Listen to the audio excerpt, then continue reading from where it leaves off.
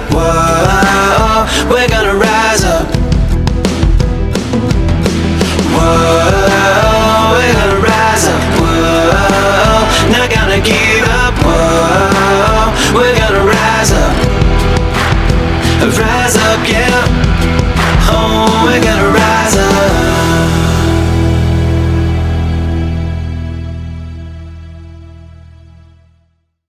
Welcome to Rise Up, hosted by me, Steve Collum. I'm so thankful that you're here, and I'm so glad that you get to hear this awesome interview that I do with Jay Putty.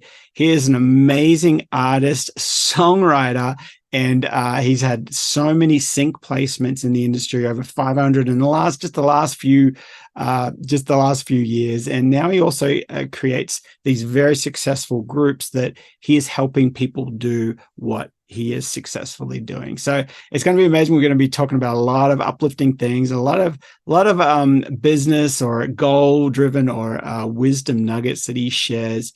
And I really hope you get a lot out of it, because it was inspiring for me to actually to interview Jay. It was amazing. But I also want to let you know that this podcast is sponsored by my Patreon account. You can go there by going to patreon.com/Steve Collum. And I ask that you think about sponsoring one of these a month, or you can go there and donate any amount, become a subscriber, become a somebody who enables these interviews to keep going, because it takes money. It takes staff members to go through all the information, and hopefully I really want to give you great interviews. I really want to give you great podcast, inspirational and motivational little things that you can take away. I started this after my stillborn son was born at the beginning of this year, 2023. And I wanted to give him a voice. I wanted to give him, I wanted to be better through him being with us and going to heaven. I wanted this world to be better through that, even though he wasn't here. And I thought, let me start up a podcast called Rise Up, inspirational and motivational stories and messages, because I want you to be better. I want people to be better because of Asher. And so please, and that's the whole reason why I started this podcast. And so hopefully you're getting a lot out of it. And if you are, show me you are, or if you want me to keep doing this, I think about becoming a sponsor, and head over there to my Patreon account, which is patreon.com/Steve Collum, and you can become a partner of many different ways. But head over there. But let's go ahead and dive into this amazing interview with Jay Putty. Awesome. Well, I'm so excited to have Jay Putty with us today. It's going to be an amazing interview, amazing chat, and amazing hang. Thank you so much for hanging out with us. Dude, of course, Steve. I really appreciate you asking me to be on, man. I don't know why, but you know what? I'm here. Yeah, absolutely. And so let me just tell all the listeners and viewers just a little bit about Jay and just some of the amazing accomplishments he's had. Just even recently, he's had, #1 K-pop singles or songs out there, over 500 placements in the last few years. And so for anybody who's not sure what a placement is, it's basically the music you hear when you're watching TV. I know you're watching the actors, but there is music, and those are placements, and those are paid spots, and you get back-end royalties for that. And so Jay has been over 500 in the last couple of years. So that's very successful. A lot of people have a dream of getting one placement, and you've got like 5 and a couple of zeros, so over 500 more. But thanks again for coming in here. How did you get started with your with getting into this? Like music in general, or like the certain paths we're on? Yeah, well, I guess it kind of changes a little bit throughout somebody's life, but I know that you've built some successful online groups where you're really interactive. A lot of people are getting a lot out of it, and you've been very successful with your with those placements. What kind of got you into writing music and getting these kind of placements? Yeah, so I kind of just like everyone else, story started off. I was always into sports mostly as a kid, and I was kind of like ruthlessly bullied as a kid. I went to a probably like Catholic school, so you know Oh, how that goes. Uh, Bully his parents with neglect but money, so they throw money at everything instead of loving the child. So therefore, it takes all the anger out on the kids. Uh, Issue happened. Ended up needing a couple surgeries, and I was staying inside the summer of like my sixth and the seventh grade year, and my mom was like, "Hey, let's go to Walmart. You know, you can get whatever you want. Just get out of your room and like let us know you're okay." And I got one of those first act guitars, and those really cheap like first act ones. Do you remember like the section in Walmart or like Target that would have just like the really cheap like Adam Levine stuff back when like Maroon 5 was a guitar band. yeah. Uh, and so I started like writing songs like that summer, like really ones because I don't wait, can I cuss? Try not to, because then we have to change the podcast it contains profanity. But anyway, Yeah. keep going. So you're in Walmart. So you're in Walmart, and you found these guitars. Yes, sorry. I have to consciously think about that. Mouth of a sailor sometimes. But yeah, like I got a guitar and I started writing these really horrible songs. And when I say horrible, like I didn't even learn how to play a chord or anything like that. And kind of moved from there to like metal bands for most of my high school until I was like 17. I was like, wait, no, like I can write songs. Like I actually know how to write songs. And girls like these songs I wrote. So ended up forming a like pop punk, pop rock band like my senior year of high school. And when I say like pop rock, it was like, do you remember like the first One Direction album that came out, like with What Makes You Beautiful? Oh Me and yeah, like yeah, another one. me and three of my buddies were like, oh my God, like this record is great. Like we could do this, we could be them. And we tried it. Didn't end up so well. And so ended up like my journey took me to basically guitar teching for bands on like Warp Tour and Oh, all that.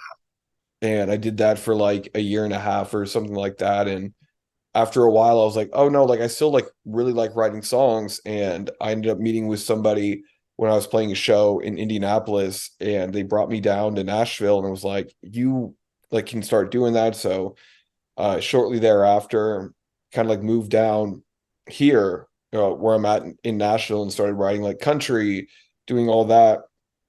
And I think like my biggest lesson I can say from all this is like every single one of those opportunities came because someone would just be like, "Hey, have you ever thought about this?" And I was like, "No, I don't have a single thought behind these eyes, but I'll try anything once." So, moved to Nashville kind of on a whim, started writing country kind of on a whim because like I'm not a country guy. Like, I don't know if you can tell, but definitely not like the demographic. well, just Uh, you saying earlier, just saying that you're on the Warp Tour. That's not a country tour. okay, you would think that, but Really? I can name so many people I used to be friends with on Warped Tour that like do country now. There was a Really? band called Bonaventure. Oh yeah, yeah. Uh, Bonaventure's guitarist Dan is Dan and Dan and Shay, Oh really? I didn't know yeah. that. Oh And wow. their entire backing band is the old band of A Rocket to the Moon. Oh gosh. And Okay. then like even like I mean shoot, Paul, the guitarist of Boys Like Girls, is a number one country producer right now. Gosh. Wow. The emo kids have taken over, and like you can even like Artist versus Poet. Their old lead singer is now like a number one writer with like Dua Lipa and stuff. Gosh. My buddy Steven Reza was in a metal band called Kingdom of Giants. It's wild, like the punk pipeline into this now. Gosh. Uh, but yeah, like everything's like pivoting, and then I got met up by an Australian gentleman probably like 6 years ago. He was just like, Jay, I've heard you pop stuff. I think you're absolutely fantastic. Have you ever thought about writing K-pop? And I was like, you mean like anime openings? Because like that's all I had. Yeah. And he's like, no, no. He's like, there's like a whole industry of nothing but boy bands out there. And I was like, cool, like let's do it. I've never done it before. I'll figure it out as I go. So did that for a couple years, and that's what led me to writing for like Oh My Girl and like and Boa, writing some of their songs, Swing and Who Comes Who Knows, that ended up being like two of my first major number one songs on number one records, which was great. And I mean, that's kind of like right when the pandemic happened. Oh wow. Okay. Okay. And then when the world shuts down and the whole music organization shut down, I was like, I have to get into something. Yeah. Like I can't just not like write while I'm doing this. And so this was, obviously 2020 when the pandemic, and I was like, I need to, I still need to be creative, even if I'm just going to stay home all day. And that's when I started like picking up production. I'd never like done it before, and I started doing it like April 2020, and that led to finding out like like I'd already kind of like known vicariously like what sync licensing was. Like I had a couple by accident, just because like I wrote songs for other people and they're like, hey, by the way, like this is gonna be in this. I'm like, Uh, that's really cool. I don't know what that is. Anyways, let's go. Send me the check. Sounds good. Yeah, it was just kind of like one of those ones. I don't know what sync is. You mean like the band In Sync? I don't know. In sync. They're not still around, are they?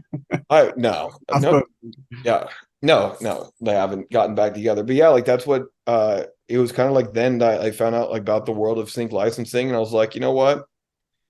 Might as well give it a go. And that's like kind of the short, long story long of how like started pivoting into that lane, like the sync licensing realm, which I still feel like is such an ever changing like yeah. place to be.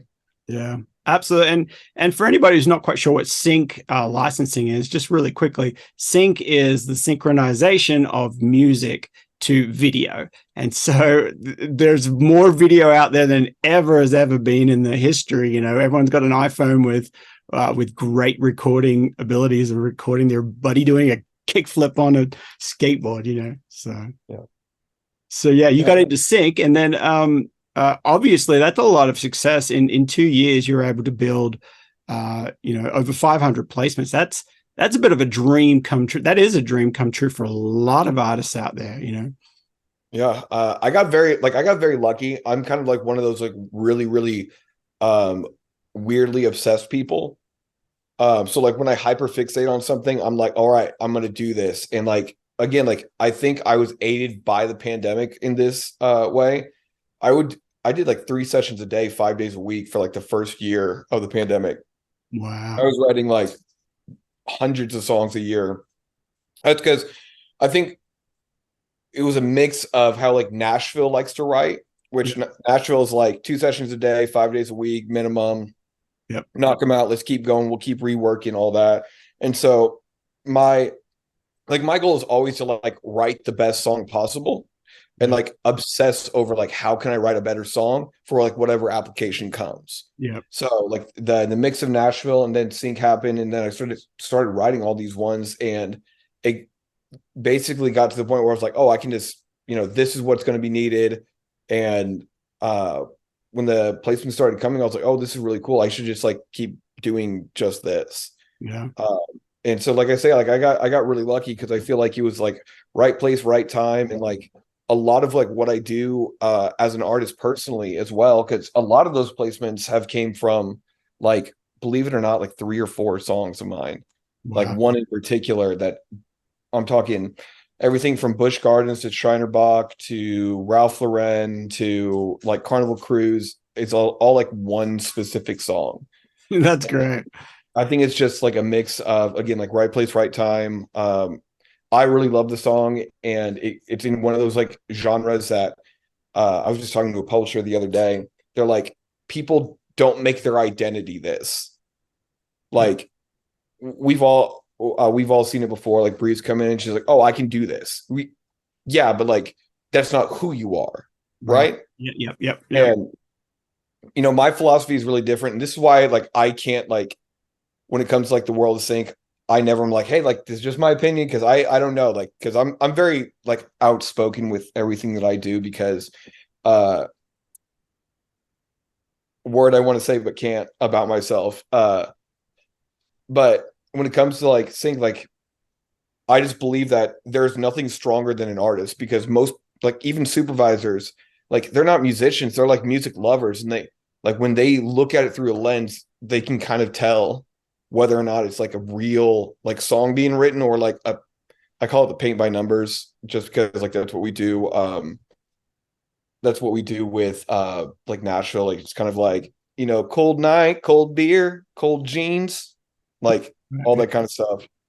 And so like with my like own personal like artist brand, it really has led me to be like, okay, like when people need like this specific song, they can either pay for like American authors or like they can pay for me. And you know, we all know that I'm nowhere near as big as American authors. So like that helps. Well, then they don't have such that instead of paying $1 million, they have to spend 100K or something like that. Yeah. Yeah.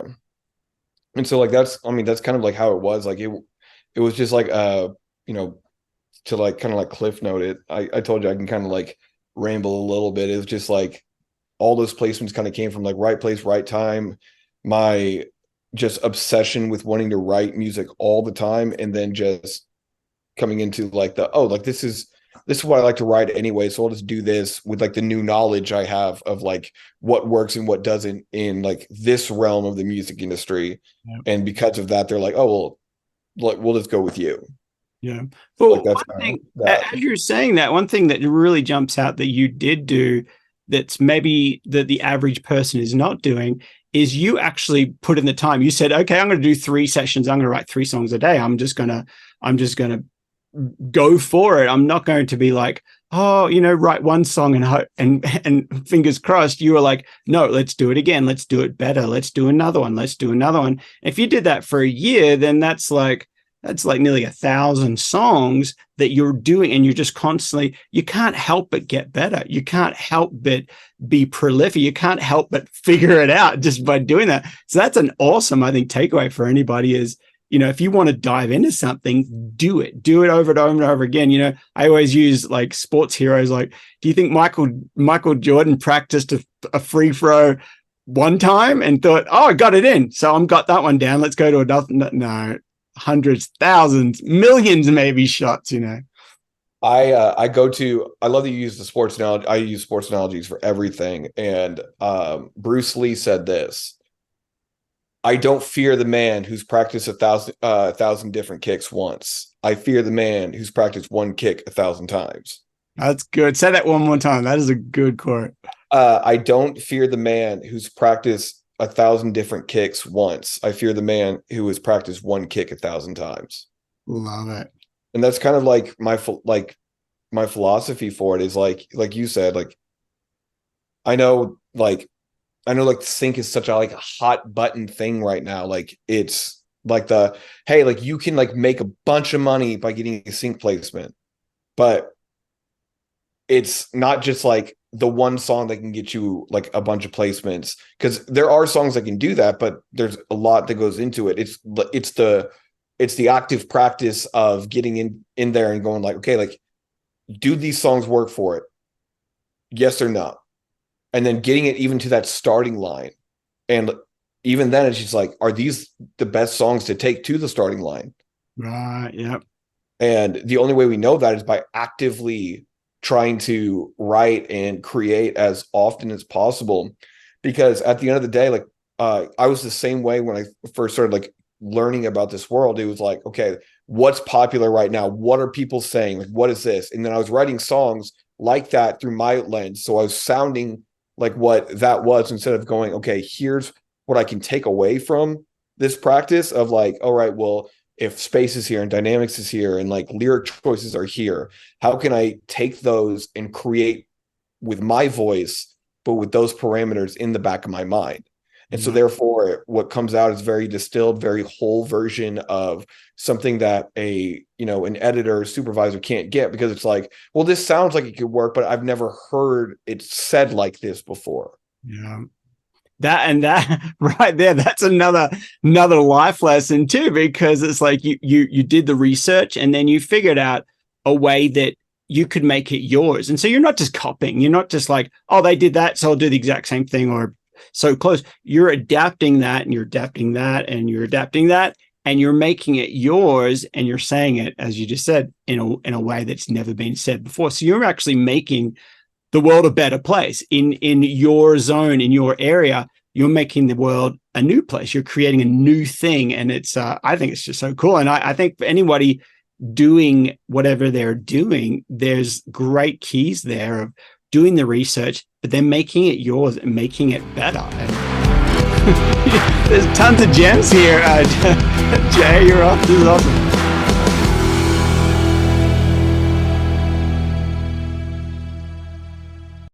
That was so amazing. Thank you so much, Jay, for your time and your wisdom. You shared so many great points, great takeaways. And I encourage all the listeners, use those little keys that you learned. Any of those things that got you inspired, or any of those little takeaways, write them down on a little stick-it note or post-it note, and write them down where you can see them, and read it over the next few days. Read it over, whether you're driving in your car or when you get to work, put it on a little stick-it note or a post-it note, put it on your car, or meditate over that. Go over those words many, many times, because one thing I've learned in teaching and mentoring and coaching people is repetition is the key to learning. And so going over it, reading over those notes, it helps absorb, and it helps you to do what you're writing down that you want to become or accomplish. So I'm so glad that you got a lot out of it. And also I want to let you know, please head over to my Patreon account, patreon.com/Steve Kalm, and seriously think about becoming a supporter, a partner with me to continue these amazing interviews. And I want to interview so many people and give you guys so many amazing inspirational and motivational stories. So head over there, and I will see you there, and I'll see you in the next one. Whoa, we're gonna rise up. Whoa, not gonna give up. Whoa, we're gonna rise up. Whoa, we're gonna rise up. Whoa, not gonna give up. Whoa, we're gonna rise up. Rise up, yeah. Oh, we're gonna rise up.